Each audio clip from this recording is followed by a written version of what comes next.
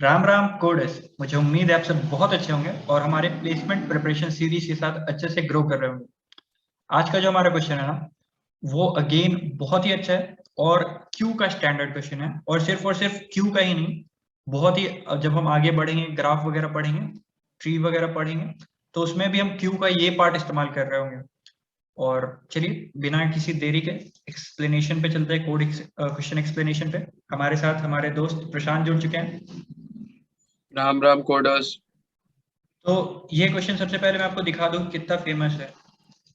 ये इंटरव्यू में Microsoft, Aqualite, Amazon, Samsung, Flipkart, बहुत अल्टीमेट फेमस।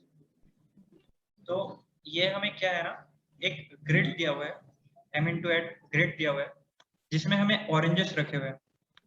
ऑरेंजेस क्या है, या तो ग्रिड में ऑरेंजेस होंगे होंगे तो वो या तो ठीक हो सकते हैं ऑरेंजेस, या तो खराब हो सकते हैं। और या जीरो रिप्रेजेंट करते हैं कि उसमें ऑरेंज है ही नहीं। जैसे कि यहाँ पर जो एम्प्टी सेल है, दैट रिप्रेजेंट कि वहां पर जीरो लिखा हुआ होगा, और टू रिप्रेजेंट कि वहां पर रॉटन ऑरेंज रखा हुआ होगा, और वन रिप्रेजेंट कि वहां पर फ्रेश ऑरेंज रखा हुआ होगा। ठीक है। अब प्रशांत, हमें क्या करना है ना, कि पता करना है कि कितने टाइम में ये एक सड़ा हुआ ऑरेंज पूरे के पूरे अपने ग्रिड को सड़ा देगा। अगर it's possible, then print the time, minimum time, जब हम बोल सके कि हाँ सब कुछ सड़ चुका होगा, सारे ऑरेंजेस सड़ चुके हैं होंगे। अगर it's not possible, then print -1। तो प्रशांत, कैसे होगा, कुछ आइडिया लग रहा है क्या? शुभ। यहाँ पे मैं एक अप्रोच जो सोच पा रहा हूँ वो आई थिंक हम लोग अब तक डिस्कस तो नहीं किए हैं, बट स्टिल बहुत अच्छा अप्रोच है। हम लोग यहाँ पे आई गेस बीएफएस हम लोग इसको कर सकते हैं, राइट क्योंकि प्रशांत। वी नीड मिनिमम टाइम, तो बीएफएस ही यहाँ पे बेस्ट है। तो देखिए, सबसे पहले क्वेश्चन को एक बार अंडरस्टैंड करते हैं, क्वेश्चन में है क्या। देखो, सबसे पहले ये हमारे पास रॉटन ऑरेंज दिया हुआ है। ये अगले बार क्या होगा, अपने अगल बगल के ऑरेंजेस को रॉट करेगा। ठीक है। अपने बिल्कुल। अगल बगल मतलब ये जो फोर कार्डिनरी डायरेक्शन होता है ना, नॉर्थ, साउथ, ईस्ट, वेस्ट, वही वही बस वही सारे डायरेक्शन में वो सड़ा सकते हैं। तो अगले बार हमारे पास सड़े हुए कितने हो गए, ये दोनों सड़े हुए हो गए ऑरेंज। अब ये भी अपने नॉर्थ, साउथ, ईस्ट, वेस्ट में रॉट करेंगे। ये इधर इधर मतलब इधर जिधर है नहीं उधर पे अपने को चिंता नहीं करना, पर जिधर है उसको सड़ा देना है। तो ये अगले बार बिल्कुल। इसको सड़ा देंगे, इसको सड़ा देंगे। ठीक है। फिर अगले बार ये जो ऑरेंज है वो सड़ाएगा इसको, इसको, सॉरी इसको, बस अभी के लिए इसको, इसको, राइट। बिल्कुल। अब ये वाला जो ऑरेंज है वो नेक्स्ट टाइम पे इसको सड़ा देगा। तो ये टोटल हमें कितना टाइम लगा, तो सबसे पहले ये एक प्रोसेस, दो प्रोसेस, तीन, चार, चार, तो ये 4 यूनिट ऑफ टाइम, मतलब एक बार में जो ऑरेंज सड़ा रहा है वो 1 यूनिट टाइम ले रहा है। तो आपको ये यूनिट ऑफ टाइम रिटर्न करना है। एक बार और इसको समझते हैं किसी और एग्जांपल से। अब मान लेते हैं कि हमारे पास इसके साथ साथ ना ये ऑरेंज भी सड़ा हुआ है। अब क्या टाइम होगा, नेक्स्ट टाइम कौन कौन से ऑरेंज सड़ेंगे प्रशांत? ये सड़ जाएगा, बिल्कुल। ये सड़ जाएगा, और नीचे ये वाला सड़ सड़ जाएगा। जाएगा। ठीक है। राइट। t=1 में इतने सड़ गए। अब नेक्स्ट आते हैं, नेक्स्ट टाइम पे कौन से सड़ेंगे, ये सड़ेगा और ये ये सड़ेगा सड़ेगा। और वो सड़ेगा। अब देखो, तो 2 सेकंड में सब सड़ गए। 2 सेकंड पे सब सड़ गए। अब ये डायनामिकली हम लोग को हर बार डिसाइड करना है ना कि वो पर्टिकुलर बॉक्स का ऑरेंज और नेक्स्ट कितने सारे को सड़ाएगा। देखो, सबसे पहले हमने क्या देखा कि एट t=0 कितने ऑरेंजेस सड़े हुए हैं। ये ऑरेंज सड़ा हुआ था, ये ऑरेंज सड़ा हुआ था। अब नेक्स्ट टाइम पे हम क्या देख रहे हैं कि इनके विसिनिटी में कितने ऑरेंजेस हैं जो कि इससे इफेक्ट हो राइट। सकता है। तो ये इधर ये वाला सड़ सकता था, ये वाला सड़ सकता था, और इसके विसिनिटी में ये ऑरेंज था, ये सड़ सकता था। अब हमने इन तीनों ऑरेंजेस के विसिनिटी में चेक करना है, ये दो और ये इधर का एक, ये तीसरा, क्योंकि इसका और इसका तो हमने एग्जॉस्ट कर दिया। ये जितने को कर बिल्कुल। सकते थे उतने को तो इन्होंने अब एग्जॉस्ट कर दिया, सड़ा दिया। अब इनकी बारी है, अब ये सड़ाएंगे। तो ये देखो, ये किसको सड़ा सकते हैं, इसी को। ये भी इसको सड़ा सकता है और इसको सड़ा सकता है, ये पहले से सड़ चुके, कोई मतलब नहीं है। फिर ये किसको सड़ा सकता है, इसको सड़ा सकता है बस। और अगेन अगर आप देखो, तो अब हमारे पास नेक्स्ट कितने बचे, ये बचे, ये बचे, पर अब हमारे पास जितने भी ऑरेंजेस थे सब सड़ चुके हैं, तो अब हमारा काम ओवर हो चुका है। तो ये हमें दो चीज चेक करना है, एक कि फर्दर कौन सड़ेंगे,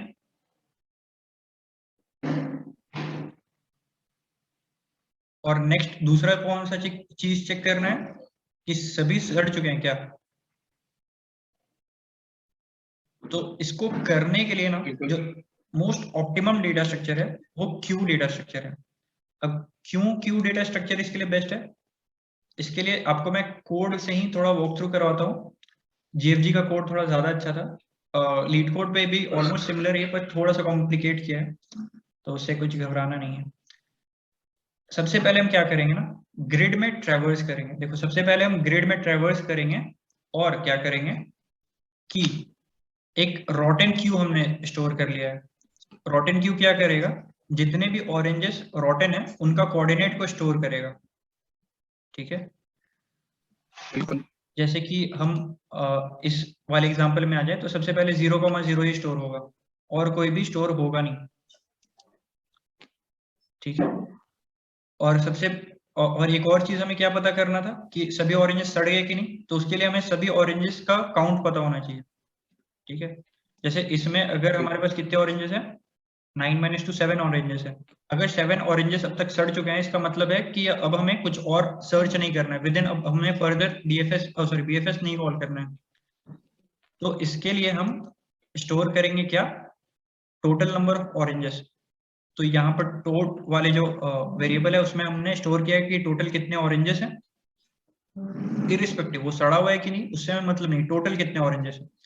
और रोटेन वाले जो क्यू है ना उसमें हमने स्टोर किया है क्या, कि वो ऑरेंज सड़ा हुआ है तो उसका कोऑर्डिनेट स्टोर किया है। अब जब तक क्यू एम्प्टी नहीं हो जाता ये तब तक हम ये ऑपरेशन करेंगे। ठीक है, और ये जो तरीका है इससे क्या करने वाले हैं, इससे हम क्या करेंगे कि इस लेवल पे अभी तक में कौन कौन से सड़ चुके हैं उसको हम एक्सट्रैक्ट करेंगे, और इस टाइम पे इसके जस्ट नेक्स्ट टाइम पे कौन कौन से सड़ जाएंगे इन सड़े हुए जो अभी फर्दर जो अभी रॉटन है हमारे पास, उनसे फर्दर कौन कौन से रॉट करेंगे वो स्टोर करेंगे। तो देखो सबसे पहले आ जाते हम हमारे पास कौन कौन से सड़े हुए हैं अभी यहाँ पर रॉटन है, ये और ये। हमारे पास क्यू के अंदर ये तीनों है। हम t equal to rotten dot size, इसका मतलब कि 3 हो चुका है यहाँ पर। अब क्या करना है कि जब तक क्यू की वैल्यू को एक एक करके एक्सट्रैक्ट करना हम लोग को।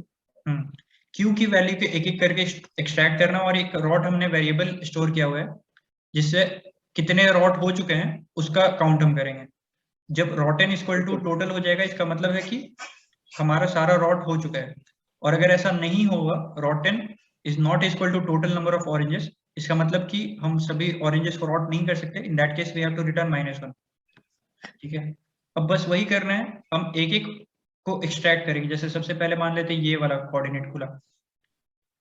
अब ये क्या होगा कि ये अपने विसिनिटी में जितने को रॉट कर सकता है उसको रॉट कर देगा, सिर्फ यही रॉट हो सकता है इसके विसिनिटी में, उसको रॉट कर दिया उसने। बिल्कुल। और हम जो रॉट हो चुका है उसका जो काउंट है, सॉरी जो भी स्टोर है वैल्यू वहां पर, उसको 2 करना भी जरूरी है ताकि फर्दर वो बार बार प्रोसेस नहीं होते चल रहे। तो हमने जो रिकर्शन वाला प्लेलिस्ट चल रहा है उसमें अच्छे से डिस्कस किया क्यू विजिटेड एरे का इस्तेमाल करते हैं, तो वहां से भी आप देख सकते हो। पर यहाँ पर भी समझ में आना चाहिए कि दूसरे बार ये फिर से प्रोसेस के लिए नहीं चल जाए क्यू के अंदर। तो इसको हम स्टोर कर देंगे अपने, क्योंकि ये अभी तो सड़ चुका है, ये खुद रॉट हो चुका है, अगले बार ये अपने विसिनिटी में रॉट करने के लिए एक कैंडिडेट है, तो हम इसको स्टोर कर लेंगे। अब जो रॉटेन वाला हमारा क्यू है उसके अंदर ये जा चुका है ये कोऑर्डिनेट। ठीक है, अब उसके बाद फिर हम सेकंड क्यू के अंदर जाएंगे, सॉरी सेकंड वैल्यू जो हमारे क्यू के अंदर स्टोर है उससे अगर हम चेक करें तो ये रॉट हो सकता है, ये रॉट हो सकता है, तो इसको हम 2 कर देंगे और इसका कोऑर्डिनेट को स्टोर कर लेंगे। फिर उसके बाद फिर नेक्स्ट लेवल पे जाएंगे, हमारे पास थर्ड वैल्यू क्या था जो शुरुआत से इनिशियली रॉटन था, वो ये था 2। अब इसके विसिनिटी में कौन सा ये रॉट कर सकता है, इसको रॉट कर सकता है, ये हमने रॉट कर दिया। तो अभी तक t इक्वल टू 0 से t इक्वल टू 1 पे हम गए, हमारे पास सबसे पहले 3 रॉटन था। अब हमारे पास और 2 और 3 जो रॉटन है उनका काउंट बढ़ चुका है। बिल्कुल 3+3 हो चुका है। अब एक एक करके हम इन तीनों को एक्सट्रैक्ट करेंगे और चेक करेंगे कि क्या इनके विसिनिटी में और फर्दर ये रॉट कर सकते हैं। तो देखो इसके विसिनिटी में तो अब कोई भी रॉट होने के लिए बचा नहीं, ये रॉटेन है पहले से, ये रॉटेन है पहले से, ये जीरो है मतलब कुछ है ही नहीं, तो कुछ मतलब नहीं बनता है, ऊपर में कुछ है नहीं। इसके भी विसिनिटी में सब रॉटेन है या तो एम्प्टी है। इसके भी विसिनिटी में एक पॉसिबिलिटी है, यहाँ पर इसके विसिनिटी में एक पॉसिबिलिटी है बिल्कुल। जो रॉट हो सकता है। तो but again Shubh, I guess आपने ये नहीं बताया आई थिंक कि हम लोग उसके विसिनिटी पे ट्रेवर्स कैसे करेंगे 4 डायरेक्शनली। राइट, अब वो कैसे करेंगे ना, उसके लिए भी एक बार देख लेते हैं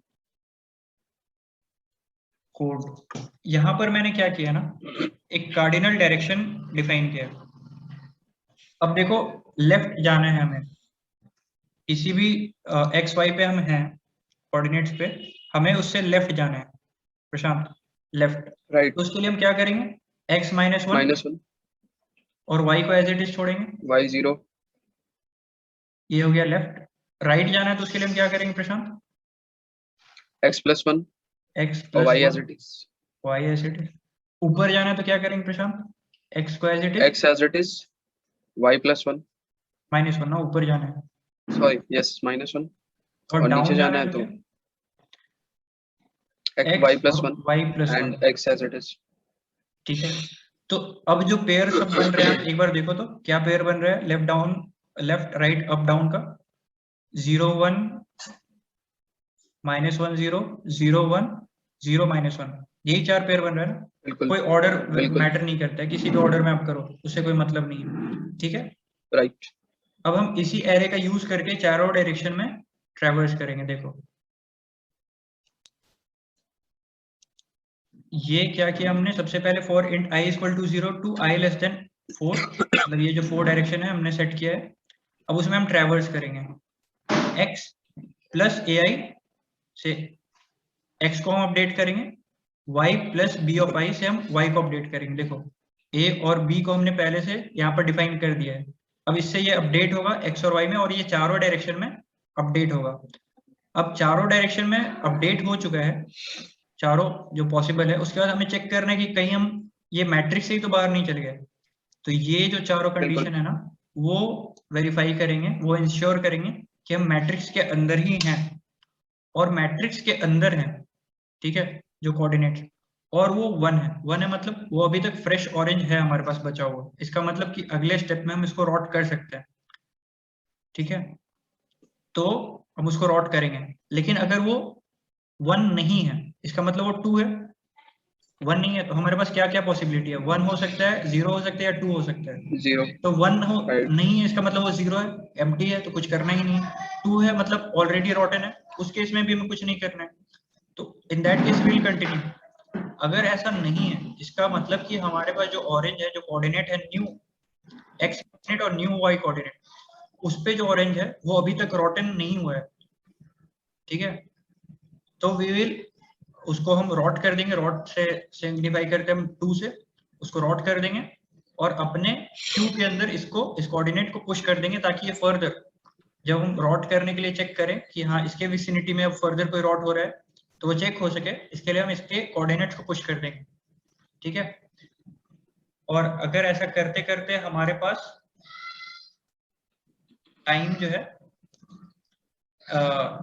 मतलब एक टाइम यूनिट तो बढ़ गया ना, उसके बिल्कुल विसिनिटी में हमने रॉट किया है तो टाइम बढ़ गया। अगर मान लो कोई ऐसा हुआ ही नहीं कि रॉट कर ही नहीं पाए हम, तो हमारा रॉटेन वाला क्यू तो एम्प्टी हो जाएगा। देखो रॉटेन वाले क्यू में हम कब एंट्री कर रहे हैं, जब हमको कोई कैंडिडेट ऐसा मिल रहा है जिसको हम रॉट कर पाए। अगर कोई हमें ऐसा कैंडिडेट ही नहीं मिला तो हम रॉट वाले क्यू में तो कुछ डालेंगे नहीं ना, और पहले से जो था बिल्कुल वो सारा हमने पहले एक्सट्रैक्ट कर लिया है। तो इसका मतलब अब टाइम को हमें अपडेट नहीं करना है, हमें सीधा सीधा अब समय आ गया है कि हम इस क्यू से ब्रेकआउट कर जाए। और अगेन हमने टोटल कितने ऑरेंजेस सड़ा लिए हैं, रॉट कर लिए हैं, वो हमने स्टोर कर लिया है, और टोटल कितने ऑरेंजेस थे ये हमने अलग से स्टोर किया हुआ था। अगर rotten equal to total number of oranges जितने हैं उतना हो गया, तो we will return the time जो हमने स्टोर किया यहाँ else पर, -1 टाइम वेरिएबल में एल्स -1। तो राइट। दैट्स इट, बहुत ही सिंपल कोड था। पर आगे चल के, हाँ आगे चल के आपको ये बहुत ही मतलब आसान लगेगा। हो सकता है पहली बार जब आपको इंट्रोड्यूस हुआ है तो आपको मुश्किल लग बिल्कुल। रहा हो, पर आगे चल के ये इतना हैबिचुएटेड हो जाएगा ना आप इसके कि आपको बहुत बट वंस आसान यू आर लगेगा। Starting using BFS and DFS, तो फिर आपको ये कोड काफी सिंपल लगेगा। राइट। तो एक बार खुद से लिखने की कोशिश करना। कोड तो हमने पूरा डिस्कस कर लिया है। ये BFS है जो कि हम आगे चल के ग्राफ में भी देखेंगे, ट्री में भी देखेंगे। उधर मैं इतना नहीं एक्सप्लेन करूंगा जितना इधर एक्सप्लेन किया है। So that's it. अगर अच्छा लगा हो वीडियो तो लाइक कर देना, शेयर करना अपनी कम्युनिटी में, help us grow. That's it for today. Thank you.